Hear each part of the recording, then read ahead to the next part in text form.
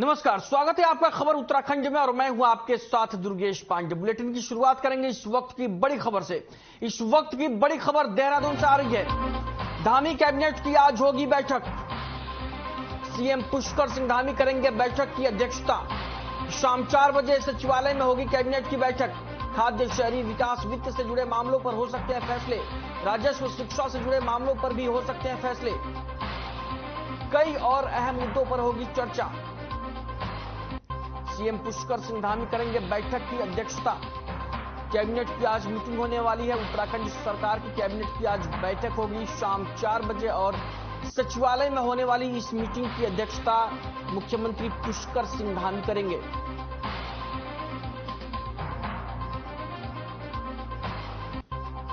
खाद्य, शहरी विकास, वित्त से जुड़े मामलों पर हो सकते हैं फैसले। कई और अहम मुद्दों पर होगी चर्चा।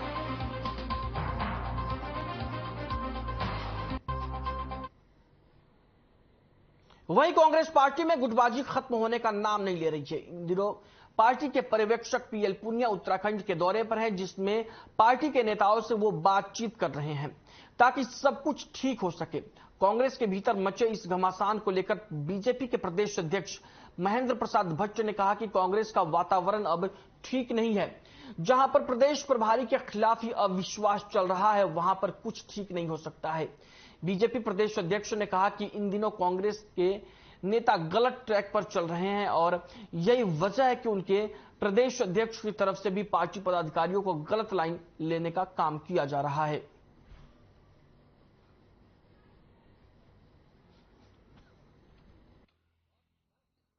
देखिए, क्योंकि कांग्रेस का आंतरिक मामला है, अच्छा होता कांग्रेस उन विषयों को रखती जिन विषयों के आधार पर सरकार को दिए गए उनके सुझाव का इंप्लीमेंट हुआ हो।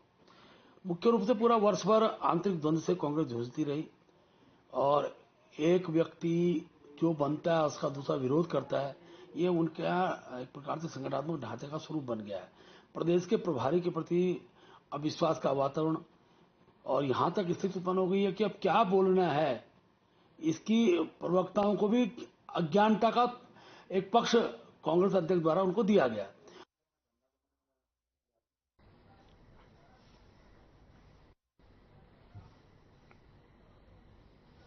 वहीं उत्तराखंड पुलिस महानिदेशक अशोक कुमार ने बताया कि उन्होंने स्पेशल टास्क फोर्स को टास्क दिया है, जिसके तहत पूरे प्रदेश में टॉप 50 अपराधियों की पहचान करे, फिर उनकी मॉनिटरिंग स्पेशल टास्क फोर्स करेगी।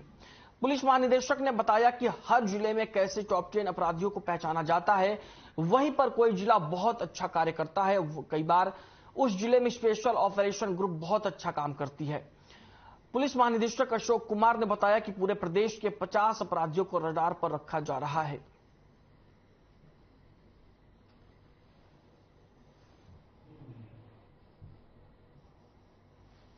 वो मैंने एसटीएफ को टास्क दिया है।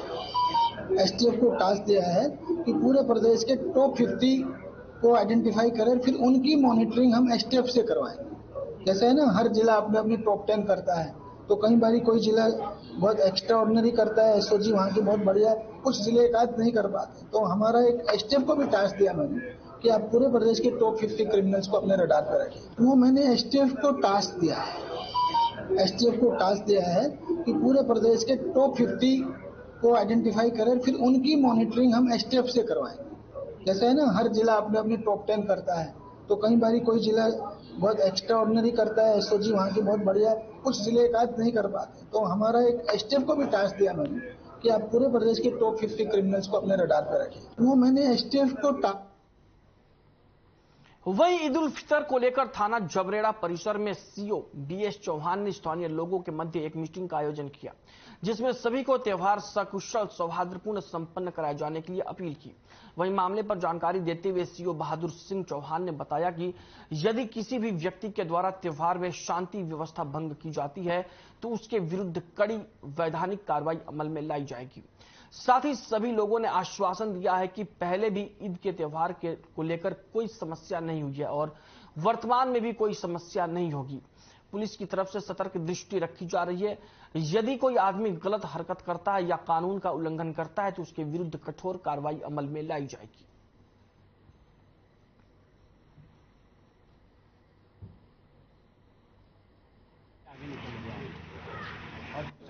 ये जिन जिन गांवों में जो है ईदगाहें वगैरह है और नमाज वगैरह पढ़ी जाती है, मिक्स पॉपुलेशन है, उन सभी लोगों को जो है यहाँ सौहार्दपूर्ण माहौल में जो है मीटिंग ली गई है और सभी लोगों ने आश्वासन दिया है कि पूर्व में भी कोई समस्या नहीं रही, वर्तमान में भी समस्या इसी त्योहार को लेकर नहीं रहेगी, ये इनके द्वारा आश्वासन दिया गया है। फिर भी पुलिस की तरफ से सतर्क दृष्टि रखी जाएगी। एक गांव में चौक है जी। ईद उल फितर त्योहार को लेकर झबरेड़ा में पुलिस ने स्थानीय लोगों के साथ मीटिंग की और लोगों से शांतिपूर्ण तरीके से त्योहार को मनाने की अपील की।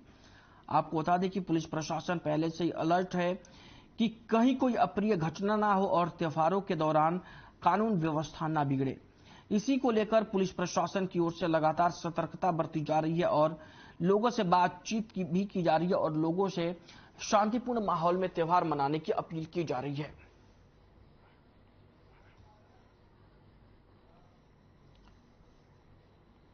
वहीं लालकुआ के ट्रांसपोर्ट नगर क्षेत्र में प्रांतीय उद्योग व्यापार मंडल और बीजेपी मंडल द्वारा रोजा इफ्तार कार्यक्रम आयोजित किया गया, जिसमें सैकड़ों रोजेदारों ने शिरकत की। आपको बता दें कि रमजान का पवित्र महीना चल रहा है और जगह जगह रोजा इफ्तार कार्यक्रम आयोजित किए जा रहे हैं। इसी क्रम में व्यापार मंडल और बीजेपी मंडल अध्यक्ष के संयुक्त बैनर तले सद्भाव रोजगार कार्यक्रम आयोजित किया गया, जिसमें बतौर मुख्य अतिथि दर्जा प्राप्त राज्य मंत्री मजहर नई नवाब मौजूद रहे। इस दौरान उन्होंने सभी को धन्यवाद देते हुए कहा कि इस समय रोजा इफ्तार कार्यक्रम सभी लोग आपस में मिलजुल कर मना रहे हैं। इससे पहले होली का कार्यक्रम भी सभी लोगों ने आपस में मनाया था। बिना किसी भेदभाव के यहाँ सभी धर्मों के लोग त्योहार आपस में मिलकर मनाते हैं। इसके लिए सभी को क्षेत्रवासियों को शुभकामनाएं। वहीं व्यापार मंडल अध्यक्ष दीवान सिंह बिष्ट ने त्योहार सौहार्दपूर्ण तरीके से मनाने की अपील की और कहा कि बिना किसी भेदभाव के आपस में कार्यक्रम संपन्न कराना सभी लोगों की जिम्मेदारी बनती है।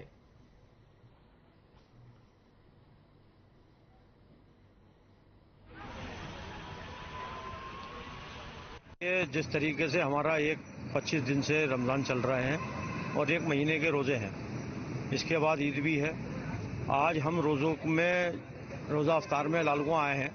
लालकुआं विधानसभा में हमारे मंडल अध्यक्ष और हमारे जो भारतीय जनता पार्टी के पदाधिकारी हैं और सब मिलकर के रोजा अफ्तार करा रहे हैं। ये एक पूरे देश में और पूरे प्रदेश में हम ये पैगाम देना चाहते हैं कि हम सब मिलकर के आपस में एक त्यौहार मनाते हैं। व्यापार मंडल की ओर से, समस्त क्षेत्रवासी की ओर से, समस्त रोजादार भाइयों की ओर से आज लालकुआं कौमी एकता का गुलदस्ता है। सब भाईचारे से सब त्यौहार मनाते हैं। होली हो, चाहे दीपावली हो, चाहे ईद हो, सब भाईचारे से मिलाते हैं और सब भाईचारे के साथ रहते हैं। आज आपने देख लिया इसका संदेश, सब भाईचारे से आपस में मिलजुल कर मनाते त्यौहार, होली हो, चाहे दीपावली, चाहे ईद का हो।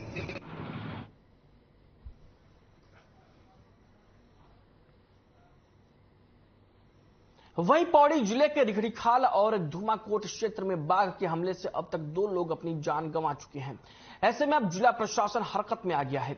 इस क्षेत्र के विधायक दलीप रावत ने भी बाघ के हमले से ग्रामीणों को निजात दिलाने के लिए प्रशासन को गश्त बढ़ाने को कहा है। वहीं कांग्रेस नेत्री अनुकृति गुसाई ने दिलीप रावत के बयान पर पलटवार किया है। अनुकृति ने कहा कि काबेट पाक से देश को बड़ा फायदा होता है और राजस्व एकत्रित करने में फायदा होता है, इसलिए इसे लैंसडाउन के लिए अभिशाप कहना गलत है। दरअसल दलीप रावत ने कहा था कि काबेट पाक की तरह उनकी विधानसभा का 70% से अधिक हिस्सा आता है। ऐसे में एक तरह से बाघ के हमले बढ़ने पर उनकी विधानसभा के लिए काबेट पाक का यह हिस्सा अभिशाप बन गया है। आपको बता दें कि बाघ के हमले में 2 लोगों की मौत के बाद जिलाधिकारी ने इस इलाके में रात के वक्त कर्फ्यू लगाने का आदेश दे दिया है। इसके अलावा भी कई और दिशा निर्देश जिलाधिकारी की ओर से जारी किए गए हैं।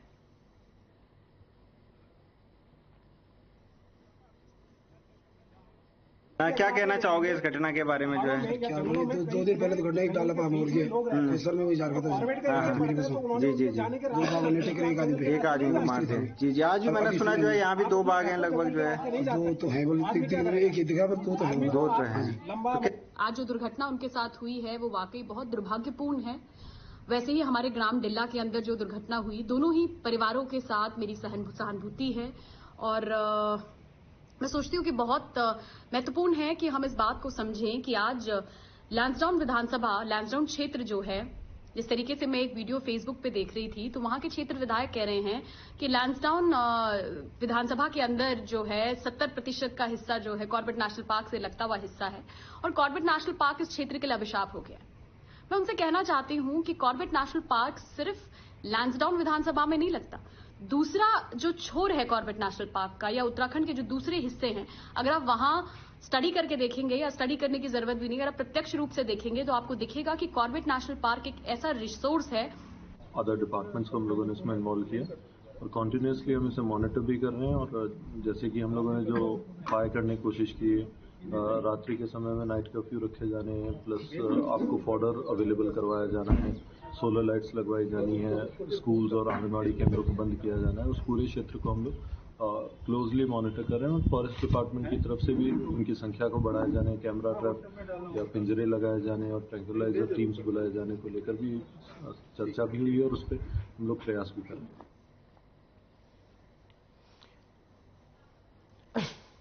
वहीं डीएम पौड़ी डॉक्टर आशीष चौहान ने तहसील रिखड़ीखाल धुमाकोट के क्षेत्र में 13 और 15 अप्रैल को हुए बाघ के हमले को देखते हुए रिखड़ीखाल और धुमाकोट तहसील में रात्रि कर्फ्यू लगाने के आदेश दिए हैं। उन्होंने कहा कि बाघ के हमले में 2 लोगों की मृत्यु हो गई, जिसके चलते लोगों में भय का माहौल है। उन्होंने कहा कि रात के समय जरूरी ना हो तो लोग घर से बाहर ना निकले। इसके तहत शाम 7 बजे से सुबह 6 बजे तक कर्फ्यू लगाया जाता है। इसके साथ ही तहसील धुमाकोट के ग्राम भेड़गांव और उसके आसपास के क्षेत्र में डर का माहौल होने और विद्यालय जाने वाले बच्चों की सुरक्षा के दृष्टिगत स्थिति सामान्य होने तक ग्राम भेड़गांव पट्टी के तहत आने वाले सभी स्कूलों और आंगनबाड़ी केंद्रों को 2 दिनों की छुट्टी घोषित कर दी गई है। इसके साथ ही प्रभावित क्षेत्रों में मुख्य पशु चिकित्सा अधिकारी पौड़ी को निर्देशित किया गया है कि अगले आदेश तक वो पशुओं के लिए चारा पत्ती की व्यवस्था करना सुनिश्चित करें।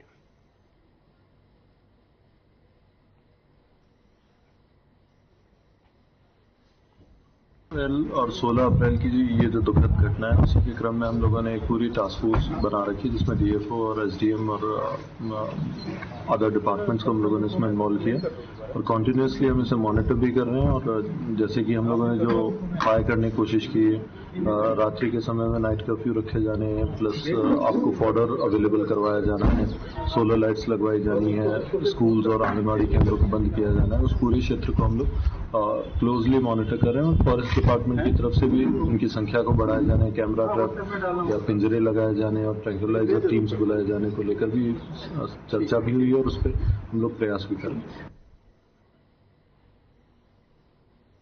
पौड़ी क्षेत्र में बाघ के हमले को लेकर जिलाधिकारी ने रात्रि कर्फ्यू लगाने की घोषणा कर दी है। आपको बता दें कि 13 और 15 अप्रैल में बाघ ने हमला कर दिया था, जिसमें 2 लोगों की मौत हो गई थी, जिसके मद्देनजर अब जिला प्रशासन हरकत में आ गया है और जिलाधिकारी ने रात्रि कर्फ्यू का ऐलान किया है। वहीं रुड़की की सिविल लाइन कोतवाली में विजिलेंस की टीम ने चकबंदी विभाग के राजेंद्र चौहान नाम के एक कर्मचारी को रिश्वत लेते हुए रंगे हाथ गिरफ्तार कर लिया है। आपको बता दें कि किसी अज्ञात व्यक्ति ने चकबंदी विभाग के एक कर्मचारी की विजिलेंस से रिश्वत मांगने की शिकायत की थी। शिकायत मिलने के बाद विजिलेंस की टीम ने कर्मचारी को पकड़ने के लिए जाल बिछाया, जिसके बाद तहसील में कर्मचारी को रिश्वत लेते हुए रंगे हाथ गिरफ्तार कर लिया गया है। फिलहाल विजिलेंस की टीम तहसील में ही मौजूद है और पकड़े गए कर्मचारी से पूछताछ कर रही है।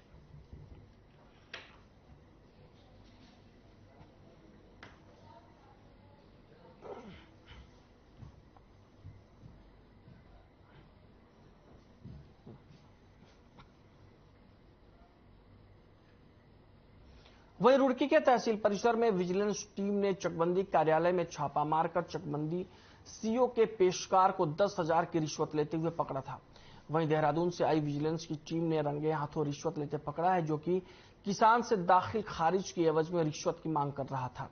आपको बता दें कि कार्रवाई के बाद विजिलेंस की टीम आरोपी पेशकार को अपने साथ लेकर देहरादून के लिए रवाना हुई। वहीं इस मामले में विजिलेंस के अधिकारी मनीष रावत ने बताया कि आरोपी पेशकार की रिश्वत मांगने की शिकायत मिली थी कि पेशकार एक व्यक्ति से दाखिल खारिज करवाने की एवज में रिश्वत मांग रहा था।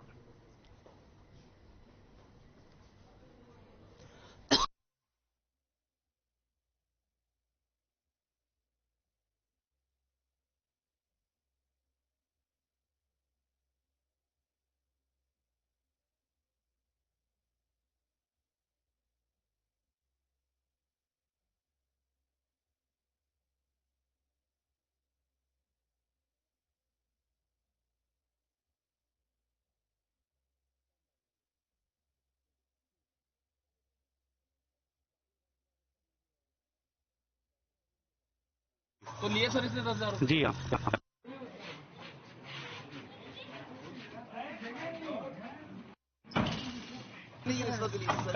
10,000 रुपीज बस हो गया प्लीज। दाखिल खारिज करने की एवज में दाखिल जमीन के साथ। हाँ जी। तो लिए सर इसने 10,000? जी हाँ। वहीं उधम सिंह नगर के जसपुर क्षेत्र में जीएसटी विभाग की छापेमारी से व्यापारियों में हड़कंप मच गया। जीएसटी विभाग ने 8 टीम बनाकर अलग अलग स्थानों पर डिप्टी कमिश्नर निशिकांत के नेतृत्व में छापेमारी की। करोड़ों रुपए की टैक्स चोरी को लेकर छापेमारी की गई है। आपको बता दें कि लगभग 1 महीने पहले ही बड़े स्तर पर जसपुर क्षेत्र में टैक्स चोरी को लेकर छापेमारी की गई थी।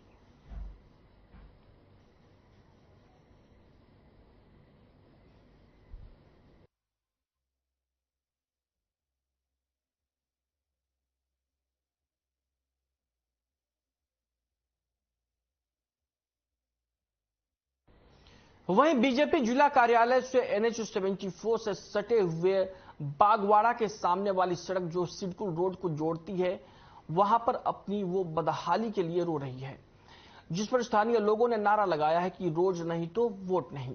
स्थानीय लोगों का कहना है कि पिछले 1 साल से ज्यादा हो गया जो हम पार्षद और मेयर और विधायक सभी लोगों के पास जाकर इस रोड को ठीक कराने के लिए गुहार लगा रहे हैं, लेकिन इस रोड की सुध लेने वाला कोई नहीं है।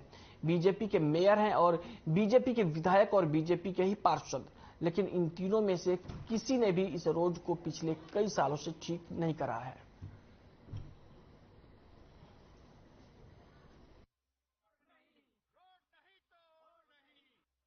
भाई साहब, ये रोड के लिए पिछले 1 साल से तो प्रखर रूप से हम लोग लगे हुए हैं, लेकिन आप अगर देखेंगे तो निकाय को लगभग 5 साल होने को हैं और रोड की हालत खस्ता हाल है। अगर आप आएंगे यहाँ से बीजेपी मुख्यालय के जस्ट बगल से अंदर को रोड आती है, बगवाड़ा मंडी के सामने से जो दक्ष होते हुए तीन पानी होते हुए सिडकुल जाती है, ये एकदम जीर्ण शीर्ण हालत में चली गई है। आए दिन यहाँ दुर्घटनाएं हो रही हैं, आम जनता त्रस्त है, बेहाल है, लेकिन कोई सुनवाई नहीं हो पा रही। रोड का है, रोड की हालत आप देख रहे हैं बिल्कुल खराब है। हम उसके बाद पार्षद, सांसद, विधायक, मेयर सबके पास जा चुके हैं, लेकिन कोई हमको रिजल्ट मिल रहा है जीरो। हमारा कहने का मतलब है यहाँ ऊपर नीचे से लेकर ऊपर तक पूरी बीजेपी है और डबल इंजन की सरकार है, ट्रिपल इंजन है, लेकिन रोड क्यों नहीं बन रही? रोड के लिए हमें कहाँ जाना पड़ेगा, हमें बीजेपी वाले बता दें। वो उनका नारा है सुशासन और विकास। नहीं, यहाँ सुशासन है ना विकास है। विकास के लिए हमें कहाँ जाना पड़ेगा, हम चले जाएंगे, लेकिन वो बीजेपी वाले हमें रास्ता दिखा दें। बीजेपी का यहाँ पर मेन ऑफिस है, शायद यहाँ से बीजेपी के नेता भी, शासन प्रशासन जो भी है, डीएम एसडीएम सब जाते हैं, पार्षद से लेकर मेयर, सांसद सब जाते हैं यहाँ से। शायद मेरे हिसाब से वो रोड में आंखें बंद करके जाते होंगे, उनको रोड दिखती नहीं है। गाड़ियों में जीपीएस लगाने की अनिवार्यता के मामले में परिवहन कारोबारी नाराज दिखाई दे रहे हैं। परिवहन कारोबारियों ने एआरटीओ कार्यालय का घेराव किया। इस दौरान परिवहन कारोबारियों ने आरोप लगाया कि परिवहन मंत्री ने 31 मई तक वाहनों में जीपीएस लगाए जाने की अनिवार्यता पर छूट दी है, मगर एआरटीओ कार्यालय में इस छूट का लाभ नहीं दिया जा रहा है। कारोबारियों ने नारेबाजी करते हुए प्रदर्शन किया। परिवहन कारोबारियों का नेतृत्व कर रहे विजयपाल सिंह रावत ने कहा कि चारधाम यात्रा शुरू होने वाली है। जो चालक वाहनों का ग्रीन कार्ड बनवाने के लिए एआरटीओ कार्यालय पहुंच रहे हैं, उनके वाहनों में जीपीएस नहीं लगे होने की वजह से ग्रीन कार्ड नहीं बनाए जा रहे हैं। चालकों को वाहनों में जीपीएस लगाने के लिए बाध्य किया जा रहा है, जिसे परिवहन कारोबारी बर्दाश्त नहीं करेंगे। परिवहन कारोबारियों ने एआरटीओ से परिवहन मंत्री के द्वारा 31 मई तक जीपीएस लगाने की दी गई छूट का लाभ देने की मांग की है।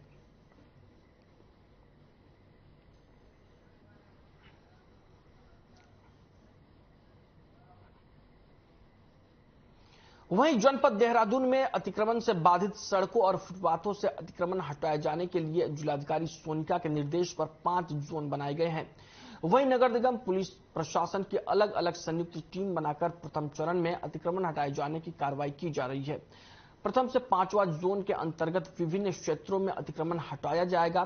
प्रथम जोन में 17 स्थानों, द्वितीय में 22 स्थानों, तृतीय में 8 स्थानों, चतुर्थ में 20 स्थानों और 5वें जोन में 8 चिन्हित स्थानों से अतिक्रमण हटाने की सख्त कार्रवाई की गई। वहीं पहले चरण में चिन्हित 75 स्थानों से अतिक्रमण हटाए जाने की कार्रवाई की गई।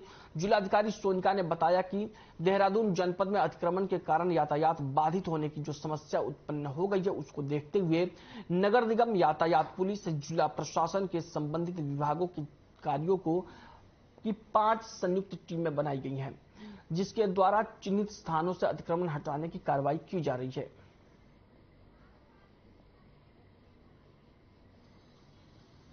जो ट्रैफिक कंजेशन का इशू होता है, स्पेशली जो जंक्शंस हैं हमारे, जहाँ पे कि बहुत ज़्यादा अतिक्रमण हो गया और जिसकी वजह से जो ट्रैफिक फ्लो है उसके अंदर इश्यूज आते हैं, तो उसके क्रम में जो नगर निगम है और ट्रैफिक पुलिस है और जो हमारे प्रशासन की टीम है वो गई है आज अतिक्रमण हटाने। 5 टीमें बनाई गई हैं और वो 5 टीमें जो है जहाँ जहाँ अतिक्रमण की अदरवाइज भी हमारे पास सूचना आ रही है, स्पेशली फुटपाथ और जंक्शंस और मेन रोड जो है जहाँ पे हमें ट्रैफिक का भी इशू आ रहा है, वहाँ पे हम। वहीं शहर में अतिक्रमण का कहर बढ़ता जा रहा है। बाजार हो या शहर के मुख्य चौराहे, हर जगह जाम से आम आदमी की हालत खराब हो रही है। बाजार में आप दोपहिया छोड़िए, पैदल तक नहीं चल सकते। हल्द्वानी शहर के मुख्य चौराहे की अगर बात करें तो कालाजुंगी चौराहा, सिंधी चौराहा, MBPG कॉलेज से लेकर कुमाऊं के सबसे बड़े सुशीला तिवारी अस्पताल के पास की आपको बड़ा अतिक्रमण देखने को मिलेगा। फुटपाथ भी लोगों के चलने के लिए नहीं बचा है। नगर निगम कई बार कार्रवाई करता है, लेकिन नगर निगम की कार्रवाई पर वही कहावत चरितार्थ होती है कि 4 दिन की चांदनी फिर अंधेरी रात। मामले पर सिटी मजिस्ट्रेट ऋचा सिंह का कहना है कि हमने और नगर निगम के द्वारा जल्द ही अतिक्रमण को हटाने के लिए अभियान चलाए जाएंगे और जिन जिन जगहों पर अतिक्रमण है या लोगों को परेशानी हो रही है, उस जगह से अतिक्रमण हटाने का काम शुरू किया जाएगा।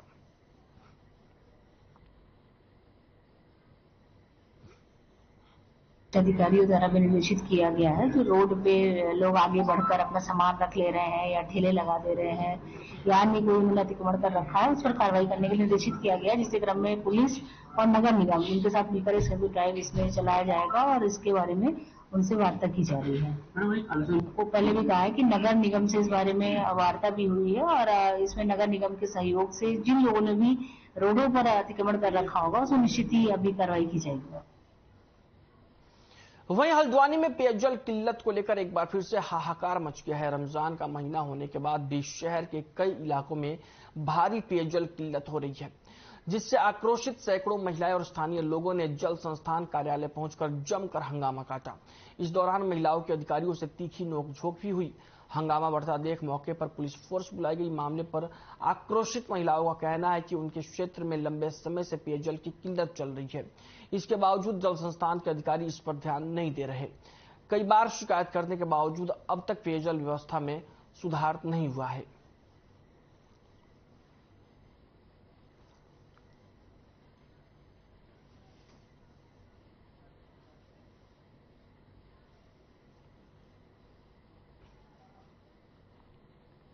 होते हुए हमें 22-23 रमजानों से हमें पानी बिल्कुल नहीं, वैसे तो 5 साल से हमें दिक्कत हो रही है। हम परेशानी उठा रहे थे, कोई बात नहीं, कहीं से मिल जाए, कैसे कुछ टैंक चला गया, कुछ भी करा, मगर अब हमें 22 दिन से हमें बहुत इतनी दिक्कत हो गई कि पानी बिल्कुल नहीं मिल रहा है।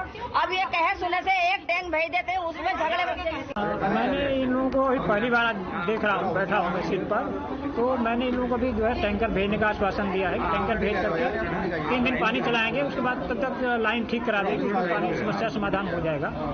कारण क्या पानी नहीं आने? कारण ये जो बता रहे हैं यही साहब कि वहाँ की जगह जगह लीकेज है लाइनों में, इसकी वजह से पानी जो है निकल जा रहा है, पानी नहीं मिल पा रहा है। लीकेज कब ठीक करेंगे आप लोग? लीकेज जो है वो अभी आज ही लगा देंगे, 2-3 दिन में ठीक हो जाएगा। देखिए, मैं वार्ड नंबर 14 का पार्षद महेश चंद्र।